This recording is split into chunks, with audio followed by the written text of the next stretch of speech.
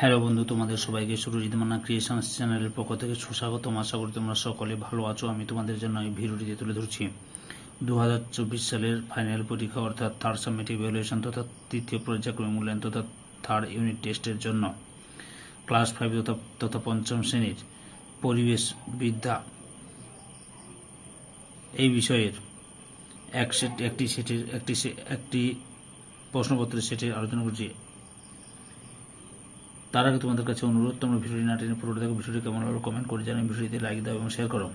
তোমরা এই প্রশ্নপত্রের সেটটি পেয়ে যাবে রায় ও মার্টিন সম্পাদিত প্রশ্ন বিচিত্রার 11 নম্বর সেটের ডিএইচ ভারত সেবাশ্রম সংঘ প্রণাপ বিদ্যাপীঠ এইচএস এই স্কুলে যে প্রশ্নপত্রের সেটটি রয়েছে সেই সেটের সম্পূর্ণ সমাধান করছি। আলোচনা শুরু করছি। একের দাগে সঠিক উত্তরটি বেছে নিয়ে লেখো।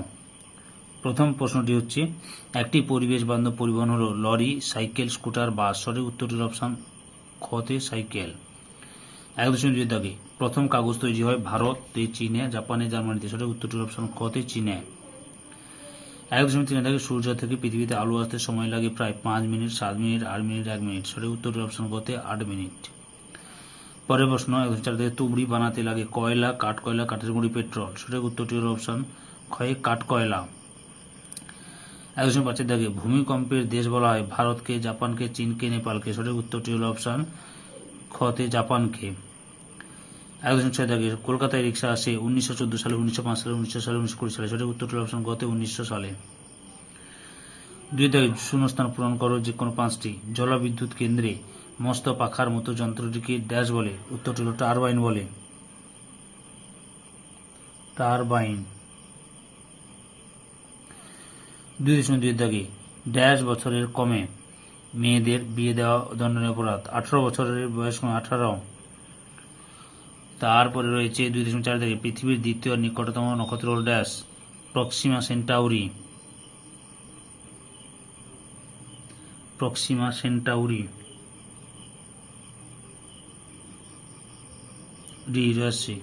সেন্টাউরি।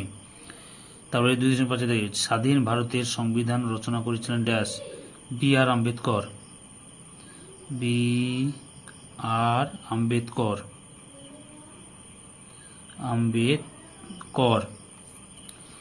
2.6 দাগে সিগন্যালের রং ড্যাশ হলে হেঁটে পার হতে হয় লাল। লাল হলে হেঁটে পার হতে হয়। 3 দাগে সম্পর্ক গড়ো যে কোনো দুটি। কাগজ চীন, তালপাতা পুঁথি ভারত। ড্যাশ হবে, এটা ভারত হবে, ভারত। 3.0 থেকে তরল সোনা ড্যাশ কালো হিরে কয়লা। এখানে হবে পেট্রোলিয়াম। আমি এদিকে একটু লিখে দিচ্ছি পেট্রোলিয়াম। পেট্রোলিয়াম। 3.3 থেকে ঘূর্ণিঝড় আইলা ড্যাশ জলোচ্ছ্বাস সুনামি। উত্তরটি হবে সুনামি। 4 থেকে বিবৃতিগুলি সত্য বা মিথ্যা লেখো। বিকল্প প্রশ্নটি লক্ষণীয়। 4.1 দাগে হুইয়া হলো একটি মাছ। মিথ্যা। হুইয়া হলো একটি পাখি। 4.2 দাগে সৌর বিদ্যুৎ একটি অপ্রচলিত শক্তি। সত্য। 4.3 দাগে বেমানান শব্দটি খুঁজে বের করো। হাল, পানসি, পাল, দাঁড়। এখানে সঠিক উত্তর হলো পানসি হবে। হাল, পাল, দাঁড় সবগুলোতে নৌকাতে থাকে বা জাহাজে নৌকাতে থাকে। অথবা সূর্য, ধ্রুবতারা, বৃহস্পতি, পশ্চিমা সেন্টুরি। এখানে বৃহস্পতি হবে। সূর্য, ধ্রুবতারা, পশ্চিমা সেন্টুরি হচ্ছে নক্ষত্র। 5 দাগেরটি লক্ষ্য করো। 5 দাগে বাম স্তম্ভের সঙ্গে ডান স্তম্ভ মেলাও। বাম স্তম্ভে রয়েছে 2004, 2009, 1853, 1854। ডান স্তম্ভে রয়েছে মানুষ বহন করা রিক্সা, যাত্রী নিয়ে প্রথম ট্রেন চালু, সুনামি। হাওড়া থেকে হুগলি, হাওড়া হয়ে গেছে। হাওড়া থেকে হুগলি পর্যন্ত ট্রেন চালু, আইলাম। আচ্ছা, 5.1 থেকে 2004 সাল গয়ে হবে সুনামি। এখানে গয়ে দা লিখতে পারো, গ হবে সুনামি। তারপরে 5.2 থেকে 2009 সাল উমর দাগে আইলা। 5.3 থেকে 1853 সাল ক্ষয়ে হবে যাত্রী নিয়ে প্রথম ট্রেন চালু, ক্ষয়ে। তারপরে 5.4 দাগে 1854 সাল ঘয়ে হাওড়া থেকে হুগলি পর্যন্ত ট্রেন চালু।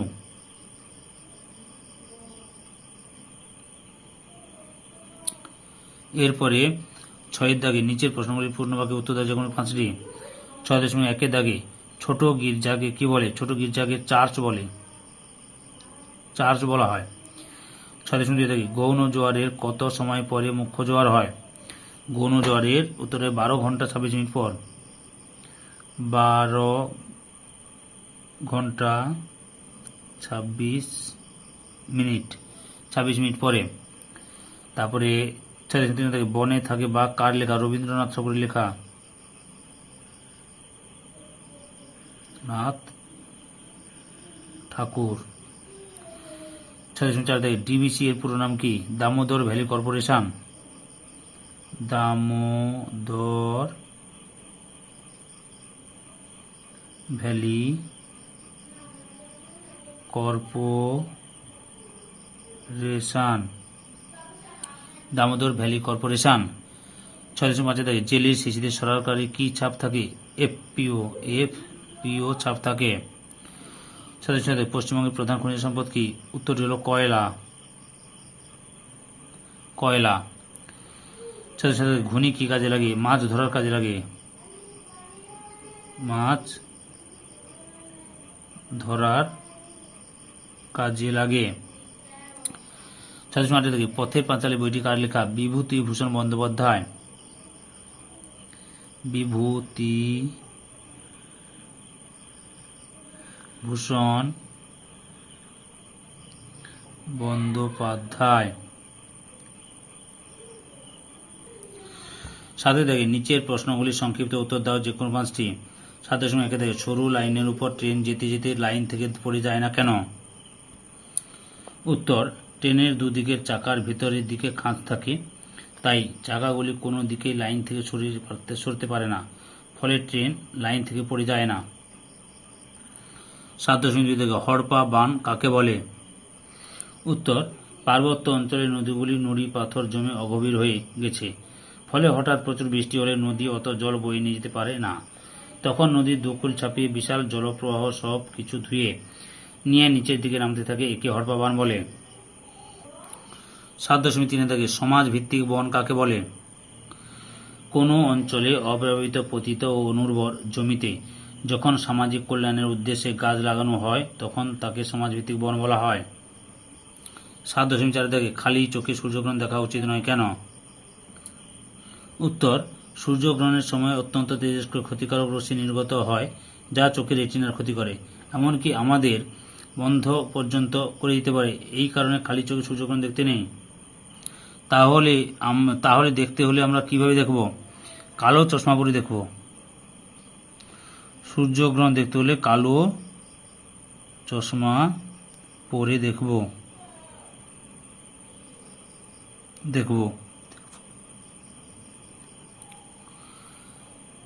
7.5 চারটি প্রাকৃতিক দুর্যোগের নাম লিখো। চারটি প্রাকৃতিক দুর্যোগের নাম হলো ভূমিকম্প, সুনামি,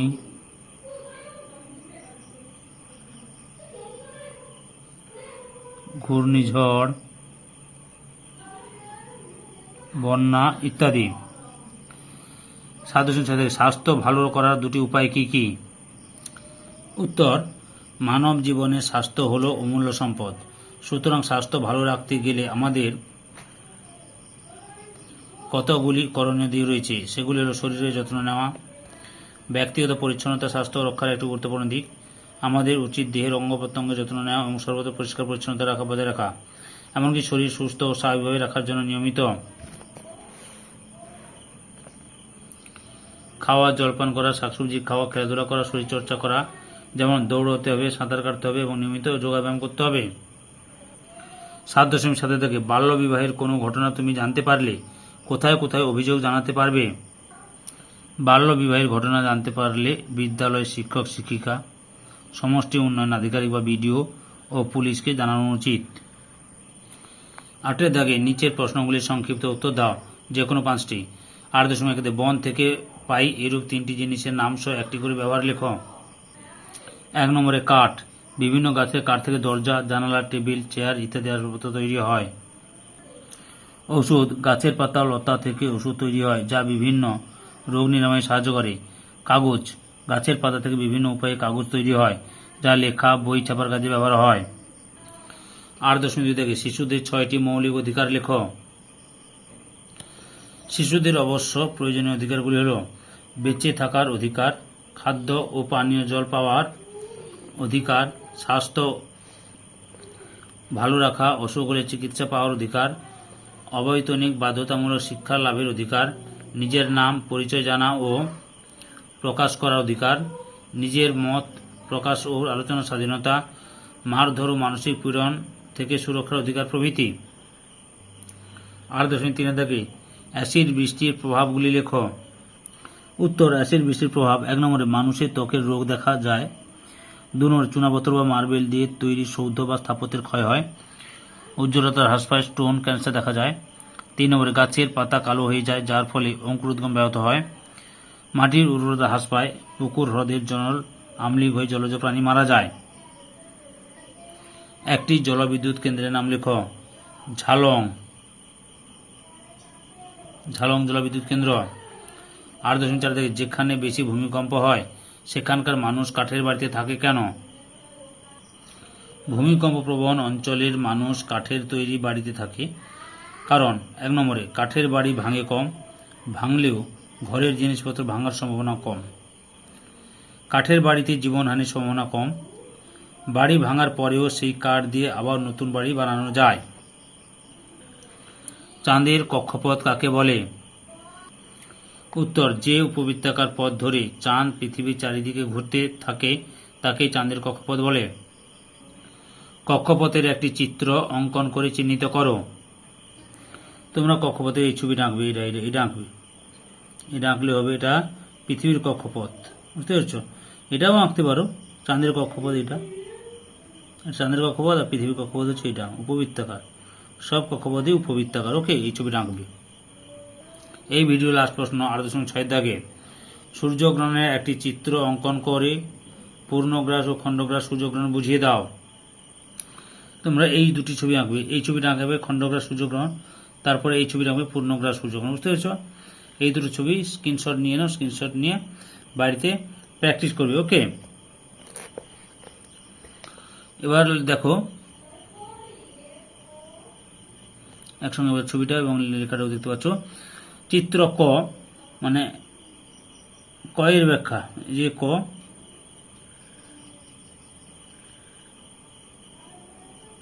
চিত্র কয়ের ব্যাখ্যা মানে খণ্ডগ্রাস সূর্যগ্রহণের ব্যাখ্যা। প্রথম চিত্রে পৃথিবী, চাঁদ ও সূর্য যেহেতু একই সরলরেখায় নেই, তাই পৃথিবীর ক স্থান থেকে, এই যে ক স্থান থেকে সূর্যের খানিকটা দেখা যাবে, এই অবস্থানকে খণ্ডগ্রাস সূর্যগ্রহণ বলে। আর চিত্র ক্ষয়ের ব্যাখ্যা দেখো। দ্বিতীয় চিত্রে পৃথিবী, চাঁদ ও সূর্য যেহেতু একই সরলরেখায় অবস্থান করছে, তাই পৃথিবীর পৃথিবীর খ এবং গ স্থানের মধ্যবর্তী অংশ, এই অংশটা এই স্থান থেকে সূর্যকে একেবারে দেখা যাবে না, এই অবস্থানকে পূর্ণগ্রাস সূর্যগ্রহণ বলে। সম্পূর্ণ ভিডিওটি দেখার জন্য তোমাদের সবাইকে অসংখ্য অসংখ্য ধন্যবাদ।